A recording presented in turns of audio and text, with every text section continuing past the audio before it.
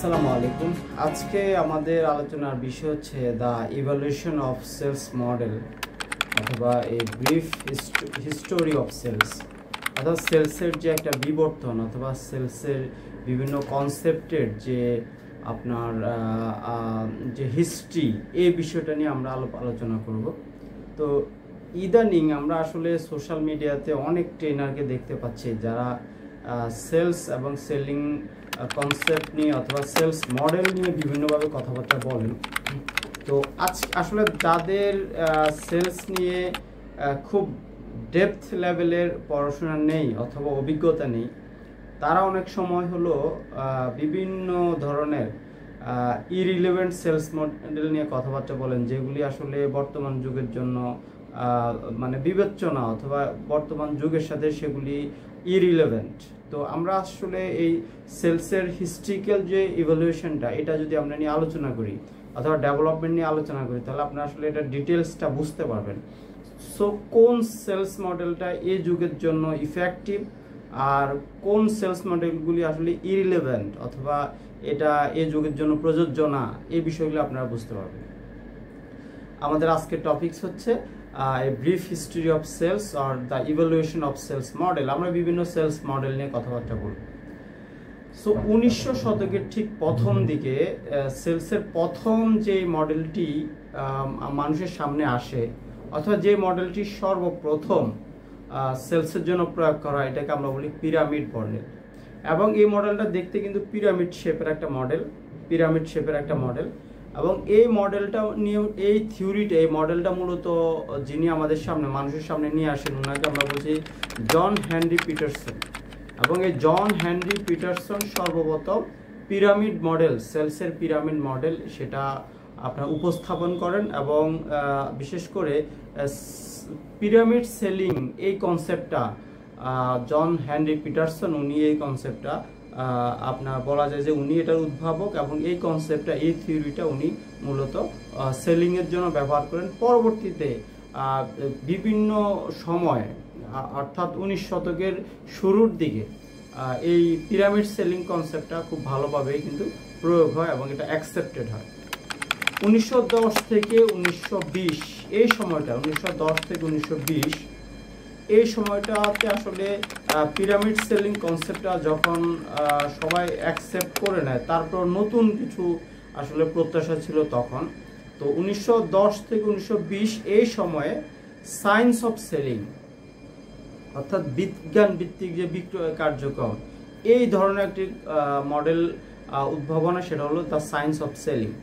এবং ফ্রিনোলজিস্ট গ্রান্ট নাবলো এই আপনার সায়েন্স অফ সেলিং এই কনসেপ্টটা উনি আপনার মানুষের সামনে নিয়ে আসেন। এবং পরবর্তীতে ফোর্ড মোটর কোম্পানি আপনার এই যে ফ্রিনোলজিক্যাল অ্যাপ্রোচ অফ সেলিং অথবা সায়েন্স অফ সেলিং, এই কনসেপ্টটা ফোর্ড মোটর কোম্পানি তাদের আপনার সেলস ম্যানুয়ালে 1920 সালে তাদের সেলস ম্যানুয়ালে সায়েন্স অফ সেলিং এই মডেলটি মূলত আপনার প্রয়োগ করেন এবং এই মডেলটি সম্পর্কে তথ্য উল্লেখ করেন। এবং এই মডেলটি সম্পর্কে ফোর্ড মোটর কোম্পানির যে তখনকার যুগে যারা সেলসে কাজ করতো, তারা এই মডেলটি ব্যবহার করে অনেক সফলতা পায়। এটা হলো 1910 থেকে 20 সালের সময়কার সেলসের মডেল, সেটা হলো সায়েন্স অফ সেলিং। তারপরে 1930 সালে সেলসের যেই কনসেপ্টটি মানুষের সামনে চলে আসে, এটা হলো সাইকোলজি অ্যান্ড রিলেশনশিপ সেলিং। খুবই ইফেক্টিভ একটা সেলিং কনসেপ্ট এবং এটা এখন পর্যন্ত খুবই কার্যকর একটা সেলিং কনসেপ্ট।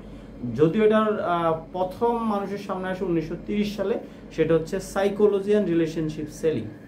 তাহলে এটা 1930 সালে যদিও এটা আসলে মানুষের সামনে আসে, কিন্তু এটা আসলে এখন পর্যন্ত সবচেয়ে বেশি এটা ব্যবহৃত হচ্ছে এবং এটা গুরুত্ব পাচ্ছে। এবং সাইকোলজি এবং রিলেশনশিপ সেলিং এটা আসলে ডেল কার্নেগির the how to win friends and influence people, ওই বইতেও কিন্তু আপনার সাইকোলজি অ্যান্ড রিলেশনশিপ সেলিং সম্পর্কে বেশ কিছু তথ্য উপস্থাপন করা হয়। 1940 সালে নতুন আরেকটি সেলসের মডেল চলে আসে মানুষের, এটা হলো ম্যানিপুলেটিভ সেলিং। এবং মানুষ যখন আসলে আপনার রিলেশনশিপ সেলিং অথবা সেলসের সাইকোলজি এই বিষয়গুলি নিয়ে মানুষ যখন কাজ করছিল ঠিক তখনই এই ম্যানিপুলেটিভ সেলিংয়ের এই কনসেপ্টটি মানুষের সামনে আসে এবং এটাও কিন্তু প্রায় 1 যুগ ধরে আপনার সেলসে এই কনসেপ্টটা ব্যবহৃত হয়। 1950 সাল তখন একটি কনসেপ্ট কিন্তু সেটা হলো এইডা model, AIDA। A means that is attention, I means interest, D means desire এবং এ মিনস হচ্ছে অ্যাকশন। তাহলে এই যে 4টা স্টেজ, এই 4টা স্টেজ ডেভেলপমেন্টের মাধ্যমে অথবা এই 4টা স্টেজ প্রয়োগের মাধ্যমে মূলত সেলস জেনারেট করা অথবা সেলস তৈরি করা এই ধরনের একটি কনসেপ্ট হলো, এটাকে বলে এইডা মডেল। এটাও কিন্তু সেলসে আমরা বিভিন্ন সময় আমরা প্রয়োগ দেখেছি এবং এখনো প্রোডাক্ট প্রেজেন্টেশনে এইডা মডেলকে অনেক সময় ইউজ করা হয়। 1960 সন সেলসের আরেকটি কনসেপ্ট সেটা হলো the problem solving sales model. The problem solving sales model অর্থাৎ কাস্টমারের যে কোনো প্রবলেমকে সলভ করে সেল জেনারেট করার একটি প্রক্রিয়া, প্রবলেম সলভিং সেলস মডেল। এখনো কিন্তু সেলস মডেলের মধ্যে এই মডেলটা কিন্তু অনেক বেশি ব্যবহৃত হয়, কারণ কাস্টমাররা তখনই কোনো একটা প্রোডাক্ট পারচেস করে, কোনো একটা সার্ভিস পারচেস করে যখন কাস্টমারের কোনো একটা প্রবলেম সেটা আপনার কোনো একটা সলিউশনের মাধ্যমে সলভ করা হয়, তখনই কিন্তু সেটা সেলসে কনভার্ট করা যায়। অথবা যে কোনো কাস্টমার কোনো একটা প্রবলেম সেটা আপনার প্রোডাক্ট দিয়ে যখন সলিউশন হবে তখনই কিন্তু কাস্টমার কোনো প্রোডাক্ট কেনার জন্য সে ইন্টারেস্ট শো করবে অথবা সে আগ্রহ প্রকাশ করবে অথবা প্রোডাক্টটি সে পারচেস করবে। এটাকে আমরা বলি the problem solving sales model. এটা 1960 সালে এটা মানুষের সামনে এই সেলস মডেলটা চলে আসে, উদ্ভাবিত হয় এবং চলে আসে। 1970 এটাকে বলে the FAB model. FAB model that means যে কোনো প্রোডাক্ট অথবা সার্ভিসের ফিচার, অ্যাডভান্টেজ, বেনিফিট এই মডেলটা। এবং এখানে সাধারণত যে কোনো প্রোডাক্টের ফিচার তুলে ধরে কথা বলা অথবা ফিচারের সাথে বেনিফিটকে ট্যাগ করা অথবা ফিচারগুলি সবসময় ভিজিবল, এটা ট্যাঞ্জিবল, এটা দেখা যায় এবং এই ফিচারের অ্যাডভান্টেজটা কি, বেনিফিটটা কি, এই বিষয়গুলি মূলত দ্য FAB মডেলে আলোচনা হয়, উপস্থাপিত হয়। এবং এই FAB মডেলটা কিন্তু আপনার সর্বজন গৃহীত একটি কনসেপ্ট এবং এটা এখনো কিন্তু বিভিন্ন প্রোডাক্টের ক্ষেত্রে আমরা এই FAB মডেলের প্রয়োগ দেখি। 1980 সালে আমরা আরেকটি সেলস মডেল দ্যাট ইজ হলো টেলিমার্কেটিং, অর্থাৎ টেলিফোন কমিউনিকেশনের মাধ্যমে, ফোন কলের মাধ্যমে সেলস জেনারেট করা, ইন্স্যুরেন্সের ক্ষেত্রে সেল জেনারেট করা, যে কোনো সার্ভিসের ক্ষেত্রে ফোন কলের মাধ্যমে সেল জেনারেট করা, প্রোডাক্ট অফার করা, মার্কেটিং আমরা দেখি হলো 1980 সনে। 1990 সনে ইমেল মার্কেটে এবং customer relationship management, email marketing 1990 সনে যখন ইন্টারনেটের প্রায় শুরুর দিকের ঘটনা, তখন ইমেল মার্কেটিংয়ের মাধ্যমে কাস্টমারদেরকে ইমেল করা হতো যে কোনো প্রোডাক্টের ফিচার অথবা যে কোনো প্রোডাক্ট সম্পর্কে, সার্ভিস সম্পর্কে কাস্টমারদেরকে। এখনও কিন্তু এই কনসেপ্টটা প্রচলিত, বাট অতটা ইফেক্টিভ না, বাট ইমেল মার্কেটিং এখনও কিন্তু চলছে এবং ইমেল মাধ্যমে কিন্তু সেল জেনারেট হয়। ঠিক আছে। 2000 সনে ই কমার্সের একটা এক্সপ্লোশন হয়, অর্থাৎ ই কমার্স সারা পৃথিবীতে ই কমার্সের জয়কার এবং ই কমার্স হলো সেলসের একটি আধুনিক মডেল অথবা ডিজিটাল মডেল। আর বর্তমানে যেটি হচ্ছে সেটা সেই কনসেপ্টটা, সেলসের এই কনসেপ্টটা হলো সোশ্যাল সেলিং, অর্থাৎ সোশ্যাল মিডিয়ার বিভিন্ন প্ল্যাটফর্ম ইউজ করে সেল জেনারেট করা, সেলসটাকে বুস্ট করা অথবা আপনার সেলস ডেভেলপ করা, সেলসের গ্রোথ নিয়ে আসা। তো সেলিংয়ের এই কনসেপ্টগুলি বর্তমানে আপনার সোশ্যাল মিডিয়া অথবা সোশ্যাল সেলিং অথবা সোশ্যাল মিডিয়া সেলিং এটি খুবই ইফেক্টিভ, সর্বজন গ্রহণযোগ্য। সব কিছুর পরেও সেলসের মধ্যে আপনার যেটি সবচেয়ে বেশি গুরুত্ব পাচ্ছে সেটা হচ্ছে রিলেশনশিপ বিল্ডিং অর্থাৎ রিলেশনশিপ সেলিং এবং আপনার কাস্টমারদের সাথে ভেরি ক্লিয়ার একটি কমিউনিকেশন। এই দুটো বিষয় যে আপনার এখনও কিন্তু বিদ্যমান আছে, সেটা হচ্ছে রিলেশনশিপ সেলিং এবং clear communication with the customer. এবং এই দুটো বিষয় সোশ্যাল মিডিয়া সেলিং বলিং অথবা FAB মডেল, এইডা মডেল যাই আমরা বলি, এখন পর্যন্ত ডিজিটাল যুগে আপনার রিলেশনশিপ সেলিং এবং clear communication with the customer communication অথবা কাস্টমার রিলেশনশিপ ম্যানেজমেন্ট অথবা কাস্টমার কমিউনিকেশন ম্যানেজমেন্ট, এই দুটা কনসেপ্ট সবচেয়ে বেশি গ্রহণযোগ্যতা পাচ্ছে। এখন আমাদের দেশে যেটা আসলে আমরা দেখি, যাদের আসলে সেলসের খুব বাস্তব অভিজ্ঞতা নাই, এরা হয়তো অনেকে ভাবছে যে না, এইটা মডেলটা খুবই একটি আপনার কার্যকর মডেল, তাহলে আমরা ট্রেনিংয়ে এইটা মডেল প্রয়োগ করে দেখি। অনেকে আছেন যে না, এফএবি মডেলটা খুবই ইফেক্টিভ মডেল, তাহলে আমরা এফএবি মডেল ইউজ করে দেখি।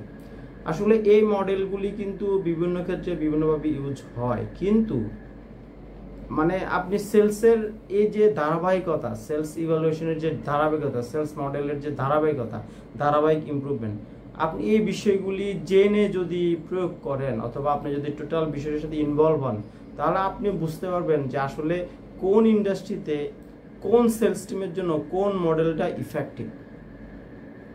ওকে, তো আসলে যারা সেলসে কাজ করে, at the same time sales বিষয়ে যারা অনেক বেশি পড়াশোনা করে, তারাই মূলত সেলসের এই থিওরি, সেলসের মডেল, সেলসের কনসেপ্ট, এই বিষয়ে তারা একটি ভালো ধারণা রাখে।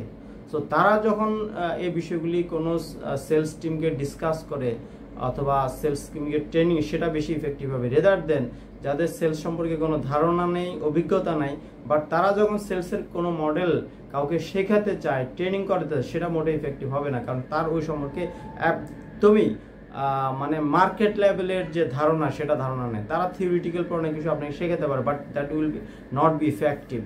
ঠিক আছে, প্র্যাকটিক্যাল লাইফে এই বিষয়গুলি ইফেক্টিভ হবে না। আশা করি যারা সেলস ট্রেনিং করান, বাস্তবে অভিজ্ঞতাটা জেনে বুঝে যদি আপনি ট্রেনিংয়ে বিভিন্ন সেলসের বিভিন্ন মডেল অ্যাপ্লাই করেন অথবা কাউকে শেখাতে চান, সেটা এফেক্টিভ হবে। আপনার যদি বাস্তব অভিজ্ঞতা না থাকে, শুধুমাত্র থিওরিটিক্যাল অভিজ্ঞতা দিয়ে আপনি বাস্তবের সাথে কোনো একটা মডেল আপনি শেখাতে পারবেন না, অথবা সেটা ইফেক্টিভও হবে না।